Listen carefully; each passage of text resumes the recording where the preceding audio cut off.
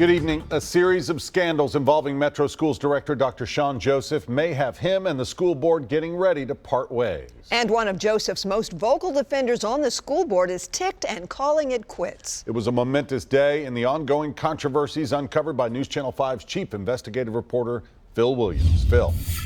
Well, one way or another, the future of Dr. Shawn Joseph may be about to come to a head, with the school board scheduling a vote on whether to fire him, and Joseph himself now signaling he's ready to talk about a potential buyout of the last year or so of his contract. I take very seriously the allegations of misspending. After almost a year of contentious school board meetings, Shawn, you have lied to us over and over again. Serious questions about how Dr. Shawn Joseph spent Metro Schools' money. There's no name calling because it's all in the report. And a damning HR report warning that the district faces a morale crisis that threatens the ability to attract and keep good employees. School board member Anna Shepard filed notice Monday that she wants a vote in 2 weeks about terminating Joseph's contract. In a statement, Shepard said, "This is a very difficult decision to make, as I had high hopes when we hired Dr. Joseph."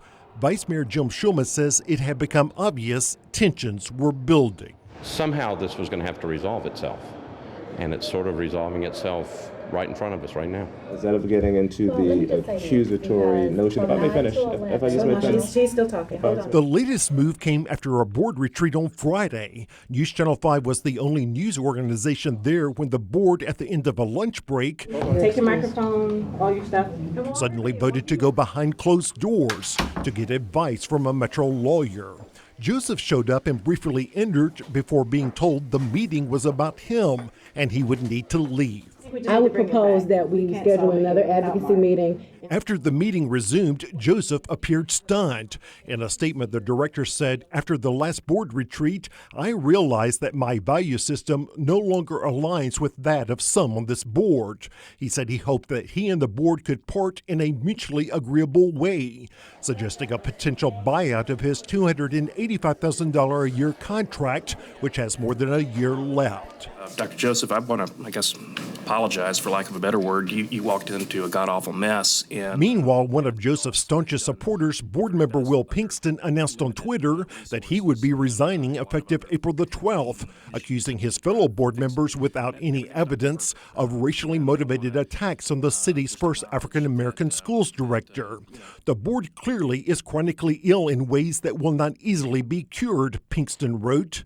Of course, Pinkston himself is well known for his scathing Twitter attacks on so-called nitwits who disagree with him and his threats to report critics to Metro Police. I think at this point, don't worry about the blame. I know we've got a problem and we've got to get it fixed. The question now may be whether this 3-year chapter in Metro Schools' troubled history can be brought to a peaceful end. School board members Rachel Ann Elrod and Jeannie Pupo Walker said they favor some sort of negotiated settlement. Other board members don't want to pay Joseph a dime. Or if we don't figure out how to get this right, who's going to want to come in and take this job and lead us to where we want the schools to go? Now, meanwhile, Will Pinkston spent the weekend on Twitter suggesting that he might not support asking the Metro Council for a pay increase for Metro Schools employees because some teachers and, quote, their angry husbands had criticized him. Then he attacked a principal who had asked him to set aside his personal feelings for the sake of the teachers. In his resignation letter, Pinkston said he would resign as chair of the board's budget committee, effective immediately. Rory. Thank you, Phil. And just an hour ago, the group Nashville Propel held a news conference to talk about Pinkston's resignation and the potential change in leadership. The group says while they respect the adults involved in the shakeup, their priority is Metro students' educations during the transition. We'll break down the action steps they outlined for parents ahead on NewsChannel 5 at 10.